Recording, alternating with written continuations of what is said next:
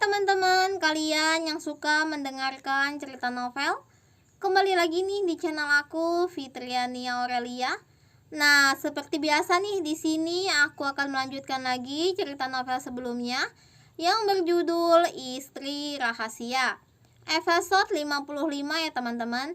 Nah, bagi kalian yang baru berkunjung di channel Fitriania Aurelia, jangan lupa nih tekan dulu tombol subscribe-nya dan nyalain lagi lonceng notifikasinya agar kalian tidak ketinggalan seputaran cerita novel terbaru dari channel aku.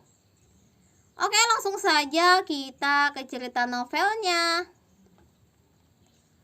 Asha memakaikan defandasi, namun seperti tak pernah selesai karena suaminya yang terus menggodanya dengan terus-menerus mencoba menciumnya. "Hentikan, sudah jam berapa ini? Nanti Nandu keburu datang." Devan tak mendengarkan. Dia malah memeluk dan mencium lehernya, membuat Asha terdiam seolah pasrah. "Sudah?" tanya Asha ketika Devan berhenti, membuatnya tersenyum kecil.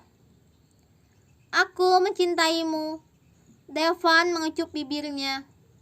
"Aku tahu. Sekarang diamlah, dasimu belum rapi," jawab Asha sambil kemudian merapikan kembali dasi suaminya. Kali ini Devan menurut. Dia berdiri mematung, melihat wajah istrinya yang sibuk merapikan bajunya. "Kalau kamu sudah tidak bekerja, apa yang akan kamu lakukan setelah aku pergi bekerja?" Asya melihat suaminya.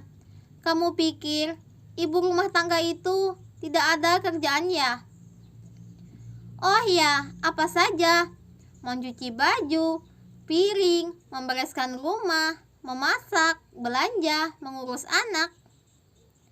"Tunggu, aku tidak akan membiarkan kamu melakukan itu semua, kecuali yang terakhir." Asya mengerutkan keningnya. "Lalu, kalau bukan aku, siapa yang akan melakukannya? Aku bisa menyewa 1000 pembantu untuk membantumu." "Aku tidak mau memakai jasa pembantu. Aku mau melakukan semuanya sendiri." "Aku tidak setuju. Kamu hanya harus fokus mengurusku dan anak-anak kita nanti." "Tapi..." "Sudah, jangan membantah.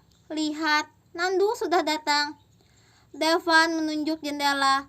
Terlihat Nandu di teras yang tengah sibuk menelpon. Keduanya berjalan keluar kamar. Seperti biasanya, Asha pergi ke kantor bersama dengan Nandu. Sementara Devan lebih memilih menaiki taksi. Dia yang sengaja tidak membawa mobilnya karena tidak ingin siapa saja dengan gampangnya melacak keberadaannya. Angel sangat mencintai Devan. "Aku tahu. Kalau begitu kamu harus mendukungnya." "Kamu ingin aku melakukan apa?" "Tarik semua investasimu di perusahaannya." Gunawan tersenyum. "Aku tidak akan pernah melakukan itu." "Kamu harus melakukannya kalau kamu menyayangi putri kita satu-satunya." Gunawan menggelengkan kepalanya. "Bagiku, masalah pribadi dan perusahaan tidak bisa dicampur adukan. Orang tua akan melakukan apa saja untuk anaknya." "Kamu benar, tapi tidak dengan menghalalkan segala cara. Aku hanya minta itu darimu. Tarik semua investasimu. Buatlah perusahaan Devan gulung tikar. Buat dia memohon pada kita agar kita membantunya. Buat dia menyesal telah mencampakkan putri kita." Gunawan melihat istrinya tajam. "Setelah itu, kita akan mengejutkan." syarat akan membantu perusahaannya dengan syarat dia harus kembali pada Angel. Begitu. Desi menganggukkan kepalanya. Lalu akhirnya, demi kelangsungan perusahaan, dia mengorbankan kebahagiaan dan menikahi putri kita, dan menurutmu semuanya akan berakhir indah. Angel akan hidup bahagia dengannya. Desi terdiam.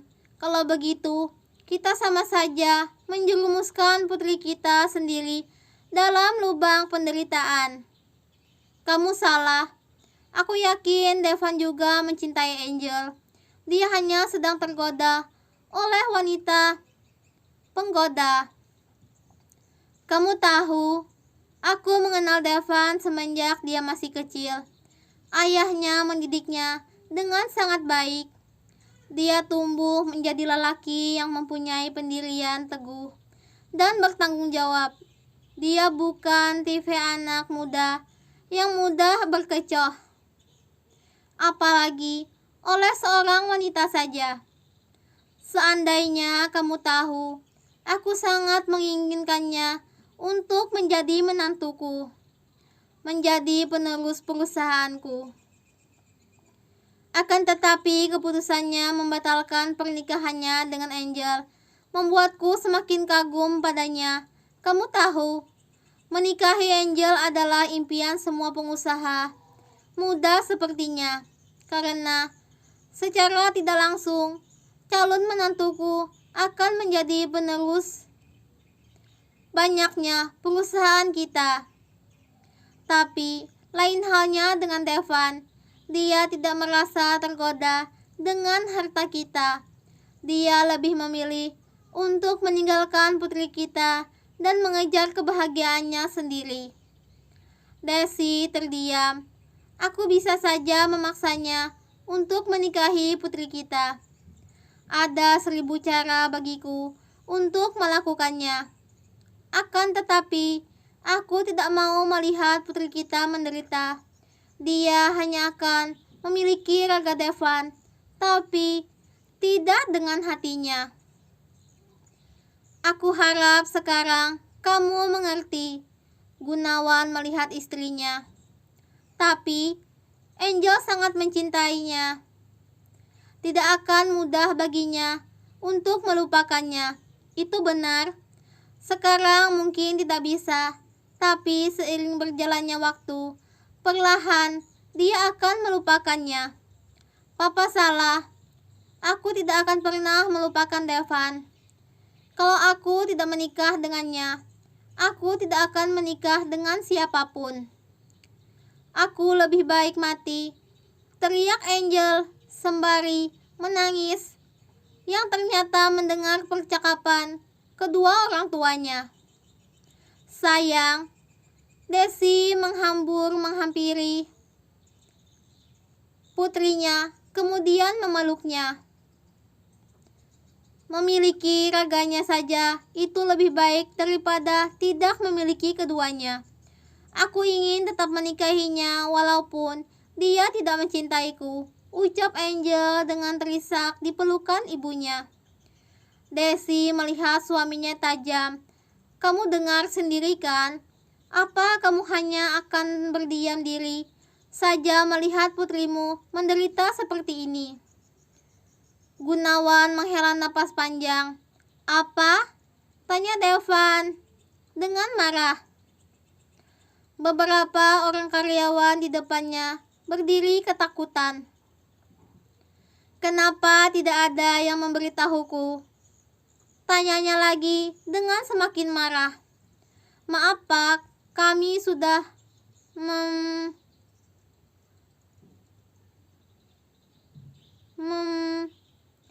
Jangan banyak alasan. Kalian semua memang tidak becus bekerja, teriak Devan lagi. Devan terus mengoceh, memarahi semua karyawan yang berdiri di depannya. Semuanya karyawannya terlihat semakin ketakutan. Mereka berdiri dengan kaki gemetar. Apa yang akan kita lakukan sekarang? Mereka sedang dalam perjalanan ke sini dan kita belum menyiapkan apapun untuk presentasi. Devan berjalan mondar-mandir dengan marah. Katakan, siapa yang salah di sini? Cepat katakan, atau kalian semua akan saya pecat. Devan menunjuk semua orang yang berdiri di depannya. Maaf Pak, saya sudah memberitahu. Jangan mencari kesalahan orang lain. Saya hanya ingin kalian mengaku saja siapa yang sudah melakukan kesalahan sebesar ini. Semuanya terdiam dan menunduk. Rangga yang menjadi salah satu di antara mereka mencoba menenangkan bosnya. Maaf Pak, kami merasa tidak salah. Apa maksudmu? Pihak pemasaran sudah memberitahukan perihal agenda hari ini kepada Bapak, juga memberikan bahan presentasinya. Kapan? Saya tidak mengetahuinya, bentak Devan. Tiba-tiba pintu terbuka. Asha datang tergesa-gesa dengan diikuti oleh Nandu di belakangnya. Maaf Pak, saya yang salah. Hari Jumat kemarin saya lupa memberitahu tentang presentasi hari ini dan juga lupa memberi maaf ini. Ucap Asha menunduk dan gemetar sambil menyodorkan map yang dibawanya. Semua orang melihat ke arahnya dengan kesal. Devan terlihat kaget. Dia menjadi salah tingkah ketika semua orang melihatnya dan menunggu reaksinya mendengar pengakuan sekretarisnya. Kamu tahu, kamu sudah melakukan kesalahan sangat fatal. Devan berteriak memarahinya. Maaf Pak, saya yang salah. Seharusnya saya mengingatkannya untuk tidak lupa memberitahu Anda mengenai. Nandu mencoba membela Asha. Diam kamu, jangan membelanya, bentak Devan kepadanya. Asha, kamu saya beri SP1. Asha semakin menundukkan kepalanya. Nah, next video aku akan melanjutkan lagi cerita novelnya. Aku Fitriani Aurelia, sampai ketemu. Assalamualaikum warahmatullahi wabarakatuh.